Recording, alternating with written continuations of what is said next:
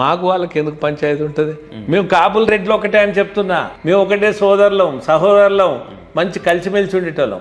కానీ ఇక్కడ ఏం జరిగిందంటే ఈ కాపులను, అంటే నేను తూర్పు కాపులైనా, ఉత్తర కాపులైనా, మున్నూరు కాపులైనా, అయితే ఈ తెలంగాణలో ఆనాడు పి శివశంకర్ ఉన్నప్పుడు ఆయన ఏం చేశాడంటే కాపులను బీసీ జాబితాలో చేర్చాడు. అయితే నేను రవీంద్ర రెడ్డిగా నేను చెప్తలేను, ఆయన ఆత్మకథ పుస్తకంలో రాసుకున్నాడు, కాపులను నేను బీసీలో చేర్చాను. అంటే చేర్చడం వేరు, శాస్త్రీయంగా ప్రభుత్వం గుర్తించడం వేరు. అది కాపులకు మనం అనుకుందాం, వాళ్ళ మీద నాకు వ్యతిరేకం లేదు, కోపం లేదు. ఇక రెడ్లు కాపులు ఒకటి అన్నప్పుడు కోపం ఎందుకు వ్యతిరేకం ఉంటుంది?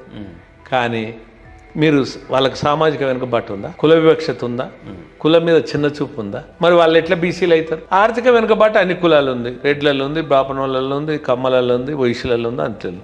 మరి ఆర్థిక వెనుకబాటు ఉంటే ఈడబ్ల్యూఎస్ వచ్చినాయి కదా, నేనే పోరాడి